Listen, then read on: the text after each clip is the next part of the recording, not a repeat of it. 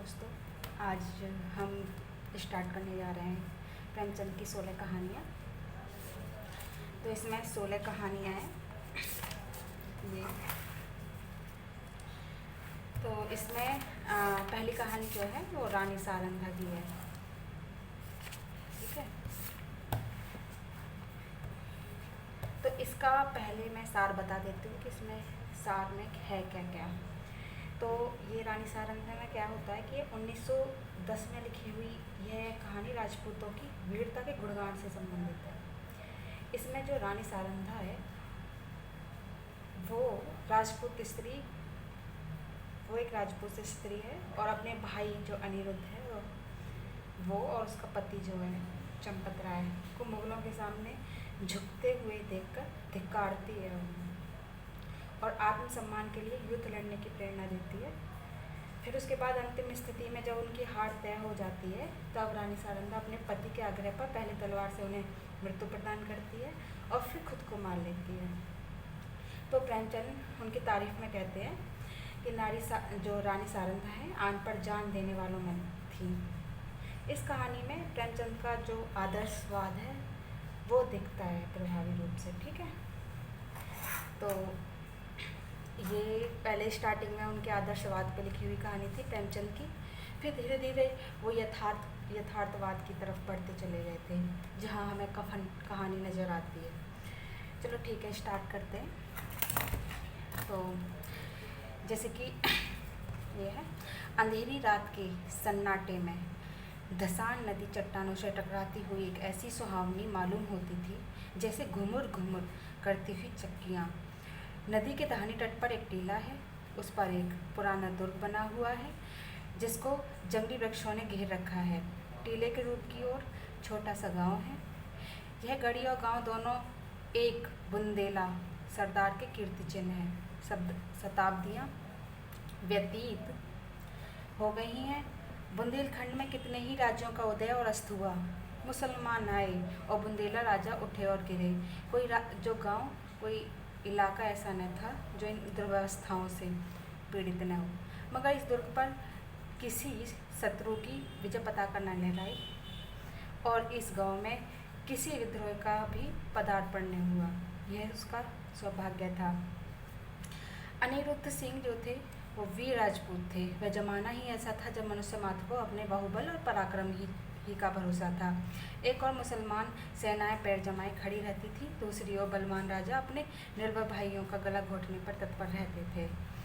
अनिरुद्ध सिंह के पास सवारों और प्यादों का एक छोटा सा मगर सजीव दल था।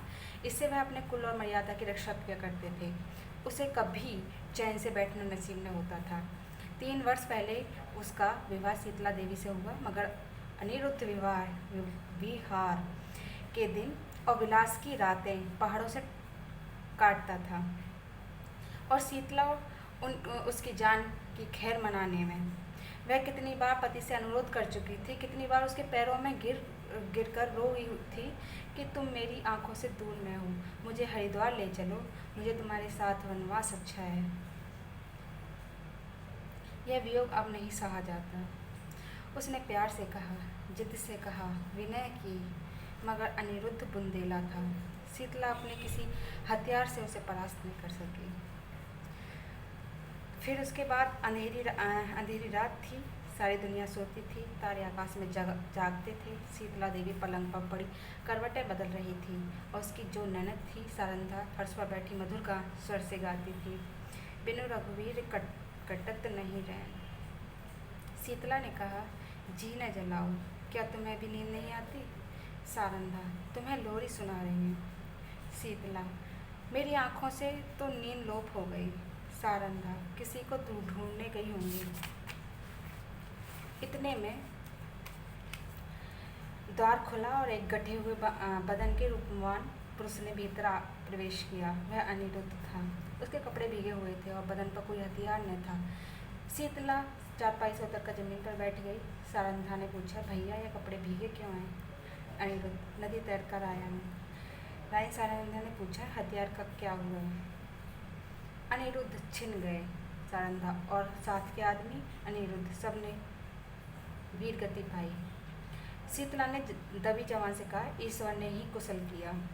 मगर सारंधा के तीव्रों पर बल पड़ गए और मुखमंडल गर्व से सतेज हो गया। बोली, भैया तुमने कुल की मर्यादा खो दी, ऐसा कभी न हुआ था। सारंधा भाई पर जान देती थी। उसके मुंह से यह धिक्कार सुनकर अनिरुद्ध लज्जा और खेद से विकल हो गया। वह विरागनी जिस क्षण भर के लिए अनुराग से दबा लिया था, फिर ज्वलंत हो उठी। वह उल्टे पांव लौटा और कहकर बाहर चला गया कि सारंधा, तुमने मुझे सदैव के लिए सचेत कर दिया। यह बात मुझे कभी न भूलेगी। फिर अंधेरी रात थी। आकाशमंडल में तारों का प्रकाश बहुत धुंधला था। अनिरुद्ध किले से बाहर निकला, पल भर में नदी के पास उस पार जा पहुंचा और फिर अंधकार में लुप्त हो गया। शीतला उसके पीछे पीछे किले की दीवार तक आई, मगर जब अनिरुद्ध छलांग मारकर बाहर कूद पड़ा तो विहरणी चट्टान पर बैठकर रोने लगी। इतने में सारंधा भी वहां आ पहुंची। शीतला ने नागिन की तरह पल खाकर कहा, मर्यादा इतनी प्यारी है सारंधा? हाँ। शीतला, अपना पति होता तो हृदय में छिपा लेती। सारंधा, ना, छाती में छुरा छुपा देती। शीतला ने ऐठ कर कहा, चोली में छिपाती फिरोगी, फिर बात गिरह में बांध लो। सारंधा, जिस दिन ऐसा होगा मैं भी अपना वचन पूरा कर दिखाऊंगी। इस घटना के 3 महीने पीछे अनिरुद्ध मेहरौली को जीतकर उसके करके लौटा और साल भर पीछे जो सारंधा का विवाह ओरछा के राजा चंपतराय से हो गया। मगर उस दिन की बातें दोनों महिलाओं के हृदय स्थल में कांटे की तरह खटकती रही। राजा चंपतराय बड़े प्रतिभाशाली थे। सारी बुंदेला जाति उनके नाम पर जान देती थी और उनके प्रभुत्व को मानती थी। गद्दी पर बैठते ही उन्होंने मुगल बादशाहों को कर देना बंद कर दिया। वे अपने बाहुबल से राज्य विस्तार करने लगे। मुसलमानों की सेनाएं बार बार उन पर हमला करती थी, पर हार कर लौट जाती थी। इसी समय जब अनिरुद्ध ने सारंधा का जो चंपतराय से विवाह कर दिया, सारंधा ने मुँह मांगी मुराद पाई। उसकी अभिलाषा थी कि मेरा पति बुंदेला जाति का कुल तिलक हो, और पूरी हुई। यद्यपि राजा के रनिवास में 5 रानियाँ थीं, मगर उन्हें शीघ्र ही मालूम हो गया कि वह देवी जो हृदय में मेरी पूजा करती है सारंधा है। परंतु कुछ ऐसी घटनाएं हुई, चंपतराय को मुगल बादशाह का आश्रित होना पड़ा। वे अपना राज्य अपने भाई पहाड़ सिंह को सौंपकर दिल्ली चले गए। यह शाहजहाँ के शासनकाल का अंतिम भाग था। शाहजादा दारा शिकोह राजकीय कार्यों को संभालते थे। युवराज की आंखों में शील था, चित्त में उदारता। उन्होंने चंपतराय की वीरता की कथाएं सुनी थी, इसलिए उनका बहुत आदर सम्मान किया और कालपी की बहुमूल्य जागीर उनको भेंट की, जिसकी आमदनी 9 लाख थी। यह पहला अवसर था कि चंपतराय को आए दिन के लड़ाई झगड़े से निवृत्ति मिली और उसके साथ ही भोगविलास का प्राबल्य हुआ। रात दिन आमोद प्रमोद की चर्चा रहने लगी। राजा विलास में डूबे, रानियां जड़ाऊं गहनों पर रिंझी। मगर सारंधा इन दिनों बहुत उदास और संकुचित रहती। वह इन रहस्यों से दूर दूर रहती। ये नृत्य और गान की सभाएं उसे शून्य प्रतीत होती। एक दिन चंपतराय ने सारंधा से कहा, सारन, तुम उदास क्यों रहती हो? मैं तुम्हें कभी हंसते नहीं देखता, क्या मुझसे नाराज हो? तो सारंधा की आंखों में जल भर आया। बोली, स्वामी जी, आप क्यों ऐसा विचार करते हैं? जहाँ आप प्रसन्न हैं वहाँ मैं खुश हूँ। चंपतराय, मैं जब से यहाँ आया हूँ मैंने तुम्हारे मुख कमल पर कभी मनोहरणी मुस्कुराहट नहीं देखी। तुमने कभी अपने हाथों से मुझे पीड़ा नहीं खिलाया, कभी मेरी पाग नहीं संवारी, कभी मेरे शरीर पर शस्त्र न सजाए, कहीं प्रेम लता मुरझाने तो नहीं लगे। सारंधा, प्राणनाथ, आप मुझसे ऐसी बात पूछते हैं जिसका उत्तर मेरे पास नहीं है। यथार्थ में इन दिनों मेरा चित्त उदास रहता है। मैं बहुत चाहती हूँ कि खुश रहूँ, मगर बोझ सा हृदय पर धरा रहता है। चंपतराय स्वयं आनंद में मगन थे, इसलिए उनके विचार में सारंधा को असंतुष्ट रहने का कोई उचित कारण नहीं हो सकता था। वे बहुत सकोड़ कर बोले, मुझे तुम्हारे पास उदास रहने का कोई विशेष कारण नहीं मालूम होता। ओरछे में कौन सा सुख था जो यहाँ नहीं है? सारंधा का चेहरा लाल हो गया। बोली, मैं कुछ कहूँ, आप नाराज तो नहीं होंगे? चंपतराय, नहीं, शौक से कहो। सारंधा, ओरछे में मैं एक राजा की रानी थी। यहाँ मैं एक जागीरदार की चेरी हूँ। ओरछे में वह थी जो अवध में कौशल्या थी। यहाँ मैं बादशाह के एक सेवक की स्त्री हूँ, जिसे बादशाह के सामने आज आप आदर से सिर झुकाते हैं, वह कल आपके नाम से काम पर था। रानी से चेरी होकर भी प्रसन्नचित होना मेरे बस में नहीं है। आपने यह पद और ये विलास की सामग्रियाँ बड़े महंगे दामों मोल ली हैं। चंपत राय के नेत्रों पर से एक पर्दा सा हट गया। वे अब तक सारंधा की आत्मिक उच्चता को न जानते थे। जैसे बे माँ बाप का बालक माँ की चर्चा सुनकर रोने लगता है, उसी तरह ओरछे की याद से चंपत राय की आंखें सजल हो गईं। उन्होंने आदर युक्त अनुराग के साथ सारंधा को हृदय से लगा लिया। आज से उन्हें फिर उसी उजड़ी बस्ती की फिक्र हुई जहाँ से धन और कीर्ति की अभिलाषाएं खींच लाई थी। उसके बाद माँ अपने खोए हुए बालक को पाकर निहाल हो जाती है। चंपत राय के आने से बुंदेलखंड निहाल हो गया। ओरछे के भाग जागे, नौबतें झड़ने लगी और फिर सारंधा के कमल नेत्रों में जातीय अभियान का आभास दिखाई देने लगा। यहाँ रहते रहते महीनों बीत गए। इस बीच में शाहजहाँ बीमार पड़ा। पहले से ईर्ष्या की अग्नि दहक रही थी। यह खबर सुनते ही ज्वाला प्रचंड हुई। संग्राम की तैयारियां होने लगी। शहजादे मुराद और मुहिउद्दीन अपने अपने दल सजाकर दक्षिण से चले। वर्षा के दिन थे। उर्वरा भूमि रंग बिरंग के रूप भरकर अपने सौंदर्य को दिखाती थी। मुराद और मुहिउद्दीन उमंग से भरे हुए कदम बढ़ाते हुए चल रहे थे, यहाँ तक कि धौलपुर के जो निकट चंबल के तट पर आ पहुँचे। परंतु यहाँ उन्होंने अब बादशाही सेना को अपने शुभागमन के निमित्त तैयार पाया। शहजादे अब बड़ी चिंता में पड़े। सामने आगम में नदी ने लहरें मार रही थी, किसी योगी के त्याग के सदृश। विवश होकर चंपत राय के पास संदेश भेजा कि खुदा के लिए आकर हमारी डूबती हुई नाव को पार लगाइए। राजा ने भवन में जाकर सारंधा से पूछा, इसका क्या उत्तर दूं? सारंधा, आपको मदद करनी होगी। चंपत राय, उसकी मदद करना दारा सिकोह से वैर लेना है। सारंधा, यह सत्य है, परंतु हाथ फैलाने की मर्यादा भी तो निभानी चाहिए। चंपत राय, प्रिय, तुमने सोचकर जवाब नहीं दिया। सारंधा, प्राणनाथ, मैं अच्छी तरह जानती हूँ कि यह मार्ग कठिन है और अब हमें अपने योद्धाओं का रक्त पानी के समान बहाना पड़ेगा, परंतु हम अपना रक्त बहाएंगे और चंबल की नहरों को लाल कर देंगे। विश्वास रखिए कि जब तक नदी की धारा बहती रहेगी, वह हमारे वीरों का कीर्तिगान करती रहेगी। जब तक बुंदेलों का एक भी नाम लेवा रहेगा, ये रक्त बूंद उसके माथे पर केसर का तिलक बनकर चमकेंगे। वायुमंडल में मेघराज की सेनाएं उमड़ रही थीं और ओरछे के किले से बुंदेलों की एक काली घटा उठी और वेग के साथ चंबल की तरफ चली। प्रत्येक सिपाही वीर रस से झूम रहा था। सारंधा ने दोनों राजकुमारों को गले से लगा लिया और राजा को पान का पीड़ा देकर कहा, बुंदेलों की लाज अब तुम्हारे हाथ में है। आज उसका एक एक अंग मुस्कुरा रहा था। हृदय हुसित है। बुंदेलों की यह सेना देखकर शहजादे फूले न समे।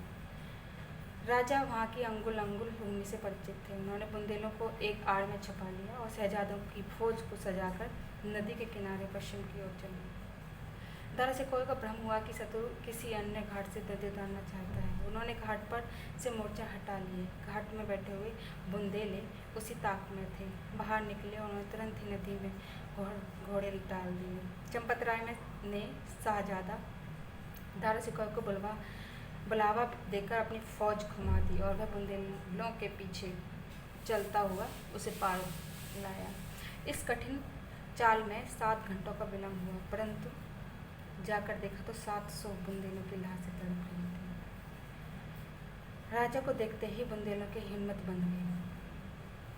शाहजादों की सेना ने भी अल्लाह हो अकबर की ध्वनि के साथ धावा किया।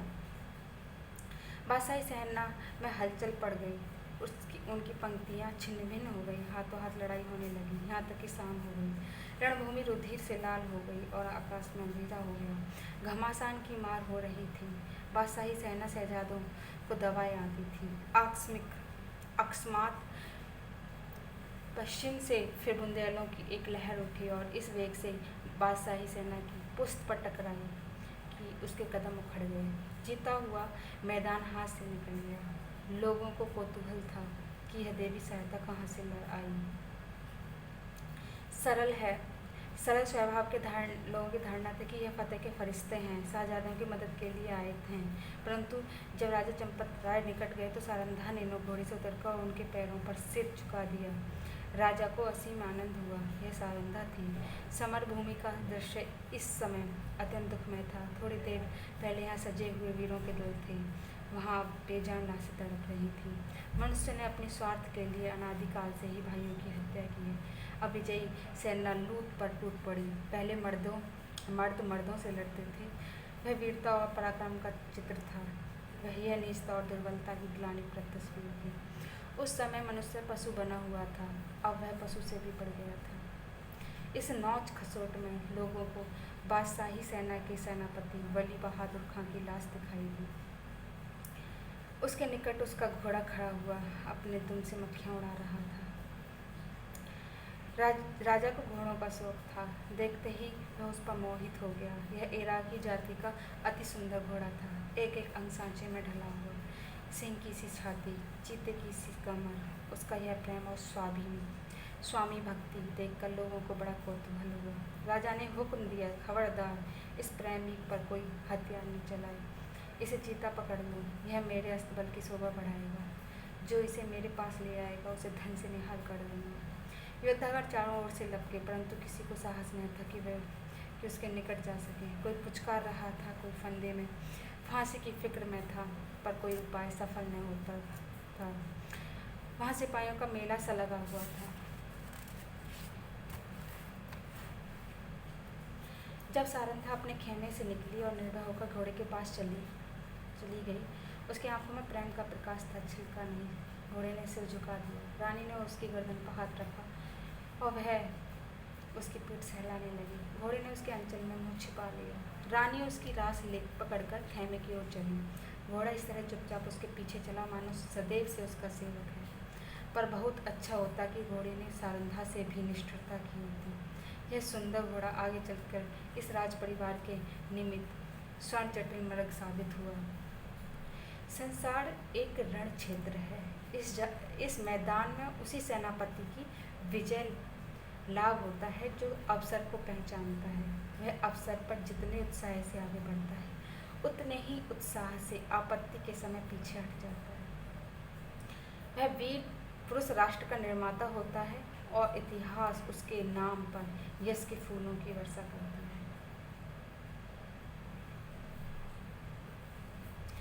पर इस मैदान में कभी कभी ऐसे सिपाही भी आ जाते हैं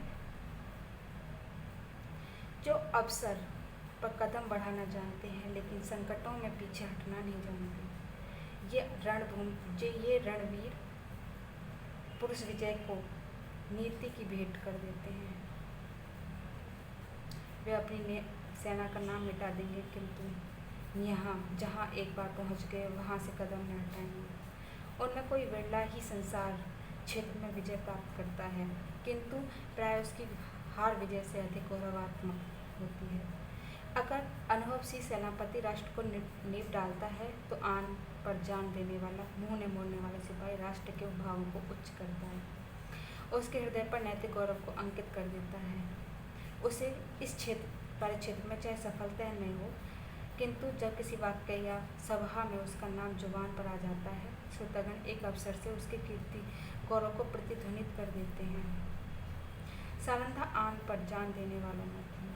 यहीं से प्रेमचंद जी ने अपने शब्द बोले थे कि जो सारंधा थी वो आन पर जान देने वालों में थी। ये जो लाइन है ना, ये काफ़ी मतलब हमें भी उत्साह से भर देती है, हमें भी रास्ता दिखाती है कि संसार एक रण क्षेत्र है।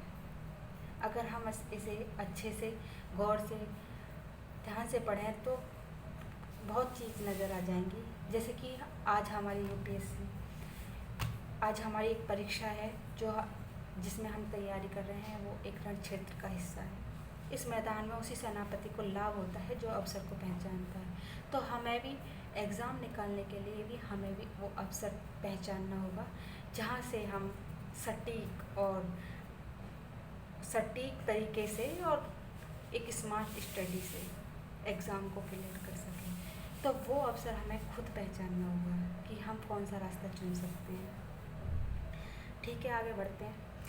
शहजादा मोहिउद्दीन चंबल के किनारे से आगे की ओर चला तो सौभाग्य उसके सिर पर मूछल हिलाता था। जब वह आगरे पहुंचा तो विजय देवी ने उसके लिए सिंहासन सजा दिया। औरंगजेब गुणक था। उसने पाशाही सरदारों के अपराध क्षमा कर दिए, उनके राज्यपद लौटा दिए और राजा चंपत राय को उसके बहुमूल्य कृत्यों के उपलक्ष्य में 12,000 मनसब प्रदान किए। ओरछा से बनारस और बनारस से जमुना तक उसकी जागीर नियत की गई। बुंदेला राजा फिर राज्य सेवक बना। वह फिर सुख विलास में डूबा और रानी सारंधा फिर पराधीनता के शोक से उड़ने लगी।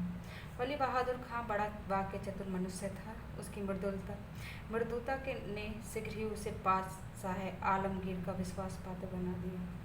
उस पर राज्यसभा में सम्मान की दृष्टि पड़ने लगी। खां साहब के मन में अपने घोड़े के हाथ से निकल जाने का बड़ा शौक था। एक दिन कुंवर छत्रसाल के उसी घोड़े पर सवार होकर सैर को गया। वह खां साहब के महल की तरफ जा निकला। वली बहादुर ऐसे ही अवसर की ताक में थे। उसने तुरंत अपने सेवकों को इशारा दिया, राजकुमार अकेला क्या करता, पाँव घर आया। उसने सारंधा से सब समाचार बयान दिया। रानी का चेहरा तमतमा गया। बोली, मुझे इसका शौक नहीं कि घोड़ा हाथ से गया, शौक इसका है कि तू उसे खोकर जीता क्यों लौटा। क्या तेरे शरीर में बुंदेलों का रक्त नहीं है?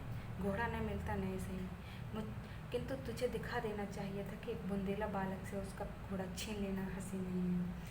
यह कहकर उसने अपने 25 योद्धाओं को तैयार करने की आज्ञा दी और स्वयं अस्त्र धारण किए और योद्धाओं के साथ वली बहादुर खां के निवास स्थान पर जा पहुंची। खां साहब उसी घोड़े पर सवार होकर दरबार चले गए थे। सारंधा दरबार की तरफ चली और एक क्षण में किसी वेगवती नदी के सदृश बादशाही दरबार के सामने जा पहुंची। यह कैफियत देखते ही दरबार में हलचल मच गई। अधिकारी वर्ग इधर उधर से आकर जमा हो गए। आलमगीर भी सहन में निकल आए। लोग अपनी अपनी तलवार संभालने लगे और चारों तरफ शोर मच गया। कितने ही नेत्रों ने इसी दरबार में अमर सिंह की तलवार की चमक देखी थी। उन्हें वही घटना फिर से याद आ गई। सारंधा ने उच्च स्वर से कहा, खां साहब, बड़ी लज्जा की बात है, आपने वही वीरता जो चंबल के तट पर दिखानी चाहिए थी, आज एक अबोध बालक के सम्मुख दिखाई। क्या यह उचित था कि आप उससे घोड़ा छीन लेते? वली बहादुर की आंखों से अग्नि ज्वाला निकल रही थी। वे कड़ी आवाज़ से बोले, किसी गैर को क्या मजाल है कि मेरी चीज़ अपने काम में लाए। रानी, वह अपनी चीज़ नहीं मेरी है, मैंने उसे रणभूमि में पाया है और उस पर मेरा अधिकार है। क्या रणनीति की इतनी मोटी बात भी आप नहीं जानते? खां साहब, वह घोड़ा मैं नहीं दे सकता, इसके बदले मैं सारा अस्तबल आपकी नज़र है। रानी, मैं अपना घोड़ा लूँगी। खां साहब, मैं उसके बदले जवाहर रात दे सकता हूँ, परंतु घोड़ा नहीं दे सकता। रानी, तो फिर इसका निश्चय तलवार से होगा। ये बुंदेला योद्धाओं ने तलवारें सौंप ली और निकट था दरबार की भूमि रक्त से पलवत हो जाए। बादशाह आलमगीर ने बीच में आकर कहा, रानी साहिबा, आप सिपाहियों को रोकें, घोड़ा आपको मिल जाएगा, परंतु इसका मूल्य आपको बहुत देना पड़ेगा। रानी, मैं उसके लिए अपना सर्वस्व खोने को तैयार हूँ। बादशाह, जागीर और मनसब भी। रानी, जागीर और मनसब कोई चीज़ नहीं।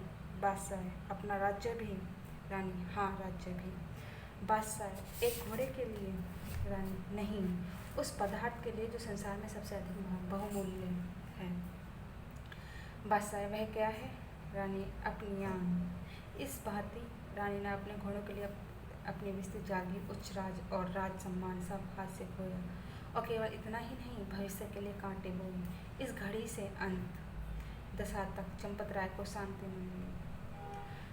फिर छठा अंक बोलता है, राजा चंपत राय ने फिर ओरछे के किले में पदार्पण किया। उन्हें मनसा और जागीर के हाथ से निकल जाने का अत्यंत शोक हुआ, किंतु उन्होंने अपने मुंह से शिकायत का एक शब्द भी नहीं निकाला। वे सारंधा के स्वभाव को भली बात जानते थे। शिकायत इस समय उनके गौरव पर कुठार का काम करती। कुछ दिन यहाँ शांतिपूर्वक व्यतीत हुए, लेकिन बादशाह सारंधा की कठोर बातें भूला नहीं था। वह क्षमा करना जानता ही नहीं था। जो ही भाइयों की ओर से निश्चिंत हुआ। उसने एक बड़ी सेना चंपतराय का गर्व चूर्ण करने के लिए भेजी और 22 अनुभवशील सरदार इस मुहिम पर नियुक्त किए। शुभकरण बुंदेला बादशाह का सूबेदार था। वह चंपतराय का बचपन का मित्र और सहपाठी था।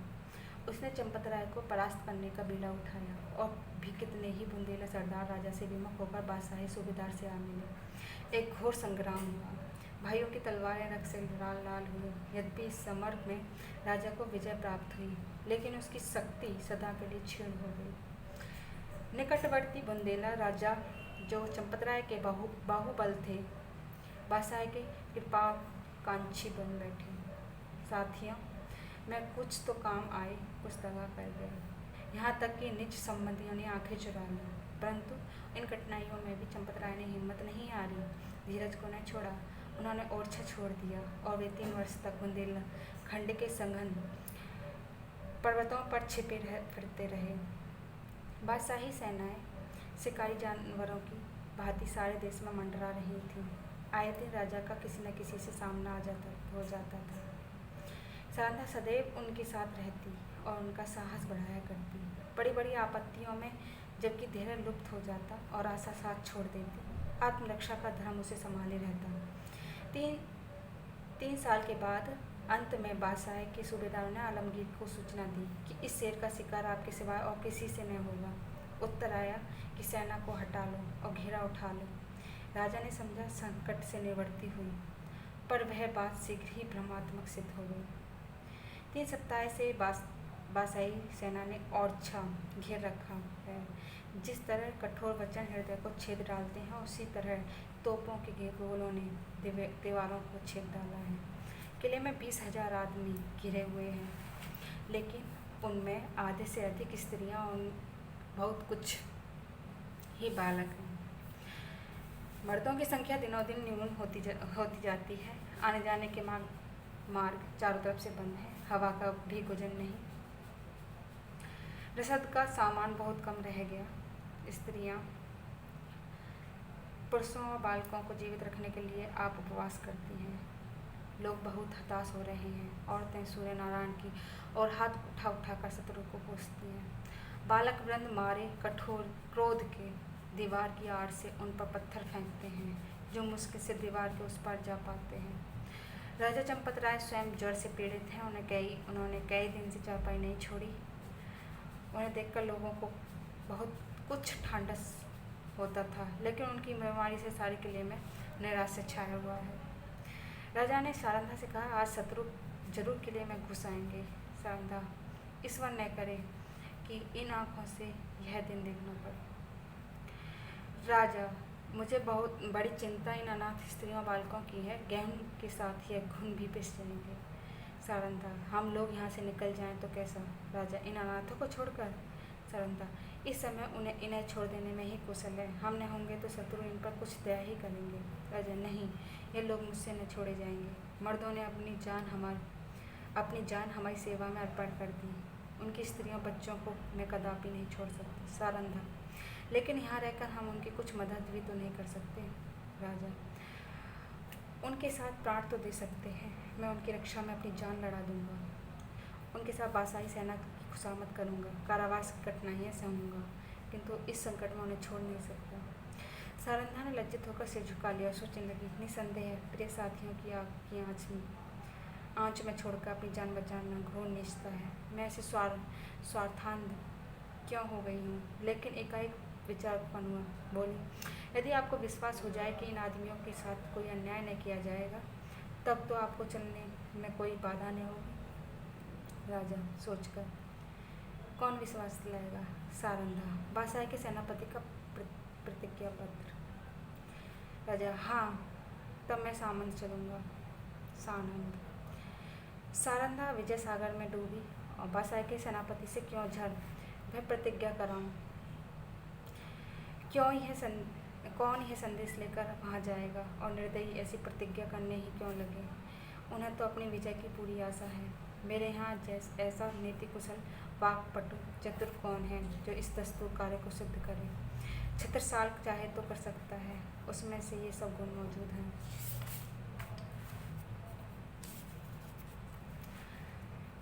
इस तरह मन में निश्चय करके रानी ने छत्रसाल को बुलाया और वह उसके चारों पुत्रों में बुद्धिमान और साहसी था। रानी ने उसे सबसे अधिक प्यार करती थी। जब छत्रसाल ने आकर रानी को प्रणाम किया तो उसकी कमल नेत्र सजल हो गया और हृदय से दीर्घ निश्वास निकल गया। छत्रसाल, माता मेरे लिए क्या आज्ञा है? रानी, आज लड़ाई का क्या ढंग है? छत्रसाल, हमारे 50 योद्धा अब तक काम आ चुके हैं। रानी, बुंदेलों की लाज अब ईश्वर के हाथ में है। छत्रसाल,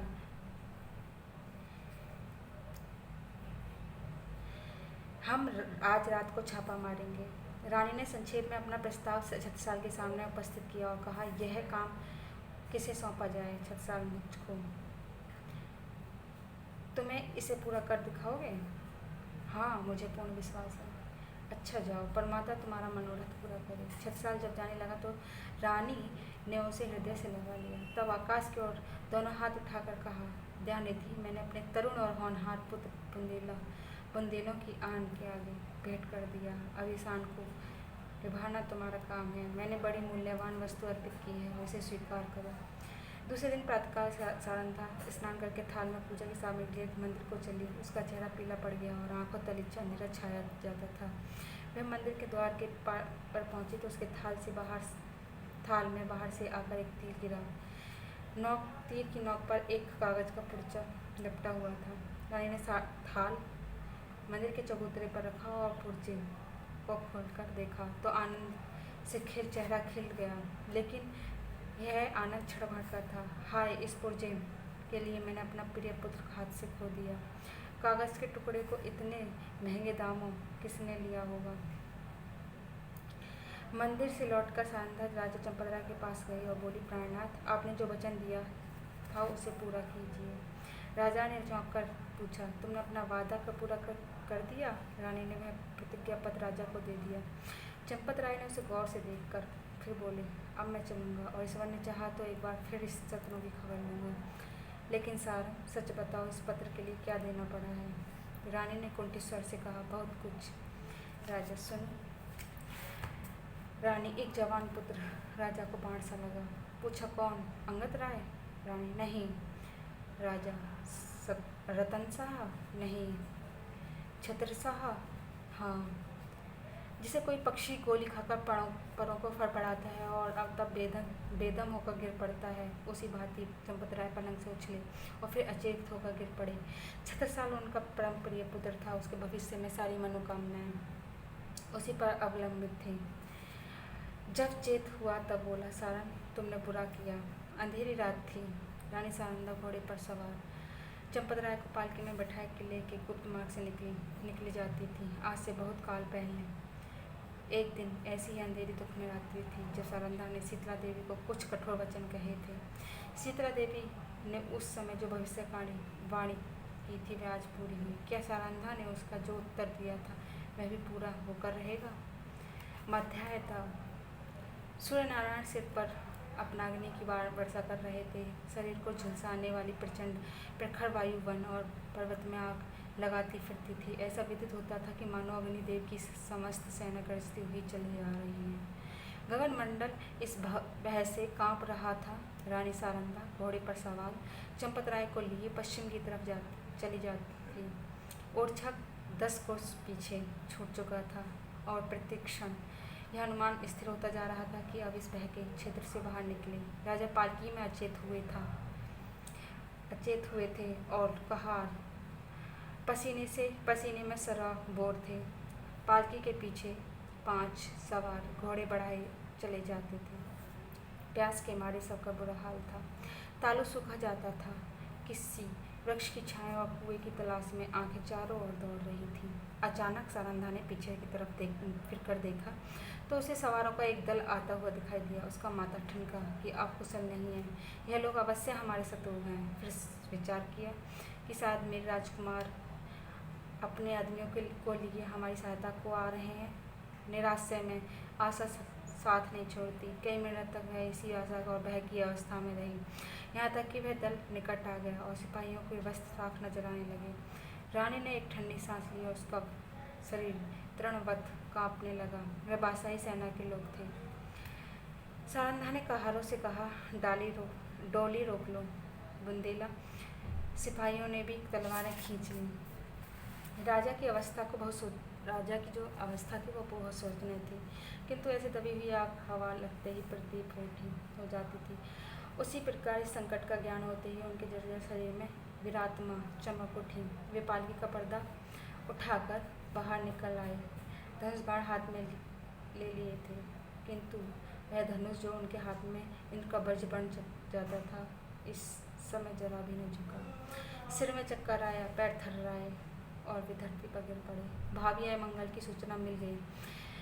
उस पंख रहित पक्षी की सदस्य जो सांप को अपनी तरफ आते देखकर ऊपर को चकता और फिर गिरता पड़ता है। राजा चंपतराय फिर संभल उठे और फिर गिर पड़े। सारंधा ने उन्हें संभाल कर बैठाया और रोककर बोलने की चेष्टा की, परंतु मुंह से केवल इतना निकला, प्राणनाथ। इसके आगे मुंह से एक शब्द भी न निकल सका। आन पर मरने वाली सारंधा इस समय साधारण स्त्री की भांति शक्तिहीन हो गई, लेकिन एक अंश तक वह निर्बलता स्त्री जाति की शोभा है। चंपतराय बोले, सारंग, देखो, हमारा एक भी जमीन पर गिरा शोक जिस आपत्ति से याव जीवन डरता रहा, उसने इस अंतिम समय में आ घेरा। मेरी आंखों के सामने शत्रु तुम्हारे कोमल शरीर को हाथ लगाएंगे और मैं जगह से हिल भी नहीं सकूंगा। हाय, मृत्यु तो कब आएगी? यह कहते हुए इन्हें एक विचार आया। तलवार की तरफ हाथ बढ़ाया, मगर हाथों में दम न था। तब सारंधा से बोले, प्रिय, तुमने कितने ही अवसरों पर मेरी आन निभाई है। इतना सुनते ही सारंधा के मुरझाए हुए मुख पर लाली दौड़ गई, आंखें सूख गई, इस आशा में कि मैं अपने पति के कुछ काम आ सकती हूँ। उसके हृदय में बल का संचार कर दिया। वह राजा की ओर विश्वास उत्पादक भाव से देखकर बोली, ईश्वर ने चाहा तो मरते दम तक निभाऊंगी। रानी ने समझा, राजा मुझे प्राण देने का संकेत कर रहे हैं। चंपतराय, तुमने मेरी बात कभी नहीं टाली। सारंधा, मरते दम तक न टालूंगी। राजा, यह मेरी अंतिम याचना है, इसे अस्वीकार न करना। सारंधा ने तलवार निकालकर अपने वक्ष स्तर पर रख लिया और कहा, यह आपकी आज्ञा नहीं है। मेरी हार्दिक अभिलाषा है कि मरूं तो यह मस्तक आपके पद कमलों पर हो। चंपतराय, तुमने मेरा मतलब नहीं समझा।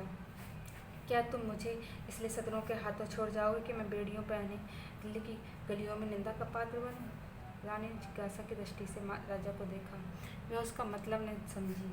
राजा, मैं तुमसे एक वरदान मांगता हूँ। रानी, सहर्ष मांगिए राजा, यह मेरी अंतिम प्रार्थना है। जो कुछ कहूँगा करोगी? रानी, सिर के बल करूँगी। राजा, देखो तुमने वचन दिया, इनकार नहीं करना। रानी काँप कर, आपके कहने की देर है। राजा, अपनी तलवार मेरी छाती में चुभा दो। रानी के हृदय में वज्रघात सा हो गया। बोली, जीवननाथ। इसके आगे वह और कुछ नहीं बोल सकी। आंखों में नैराश्य छा गया। राजा, मैं बेड़ियाँ पहनने के लिए जीवित रहना नहीं चाहता। रानी, मुझसे यह कैसे होगा? पांचवा और अंतिम सिपाही धरती पर गिरा। राजा ने झुंझला कर कहा, इसी जीवन पर आन निभाने का गर्व था। बादशाह के सिपाही राजा की तरफ लटके। राजा ने निराशापूर्ण भाव से रानी की ओर देखा। रानी क्षण भर अनिश्चित रूप से खड़ी रही, लेकिन संकट में हमारी निश्चयात्मक शक्ति बलवान हो जाती है। निकट था। सिपाही लोग राजा को पकड़ लें कि सारंधा ने दामिनी की भांति लपक अपनी तलवार राजा के हृदय में छुपी। प्रेम की नाव प्रेम के सागर में डूब गई। राजा के हृदय से रुधिर की धारा निकल रही थी और वह चेहरे पर शांति छाई हुई। कैसा हृदय है! वह स्त्री अपने पति पर प्राण देती थी, आज उसकी प्राण घातिका है। जिस हृदय ने आलिंगित होकर उसके यौवन सुख लूटा है, जो हृदय उसकी अभिलाषाओं का केंद्र था, जो हृदय उसके अभिमान का पोषक था, उसी हृदय को सारंधा की तलवार छेद रही है। किसी स्त्री की तलवार से ऐसा काम हुआ है। आत्माभिमान का कैसा विषाद में अंत है। उदयपुर और मारवाड़ के इतिहास में भी आत्मगौरव की ऐसी घटनाएं नहीं मिलती। बादशाही सिपाही सारंधा का यह साहस और धैर्य देखकर दंग रह गई। सरदार ने आगे बढ़कर कहा, रानी साहिबा, खुदा गवाह है, हम सब आपके गुलाम हैं। आपका जो हुक्म हो उसे बरसरों चश्म बजा लाएंगे। सारंधा ने कहा, अगर हमारे पुत्रों में से कोई जीवित हो तो ये दोनों लाशें उसे सौंप देना। यह कहकर उसने वही तलवार अपने हृदय में चुभो ली। अब वह चेत होकर धरती पर गिरी तो उसका सिर राजा चंपत राय की छाती पर था। तो ये थी रानी सारंगा की कहानी। कैसे एक उसका कठोर शब्द बाद में सच साबित हो गया। ठीक है, आज ख़त्म कर दे। नेक्स्ट टॉपिक अपना बड़े घर की बेटी है, फिर उसके बाद बूढ़े का आगे बढ़ेंगे।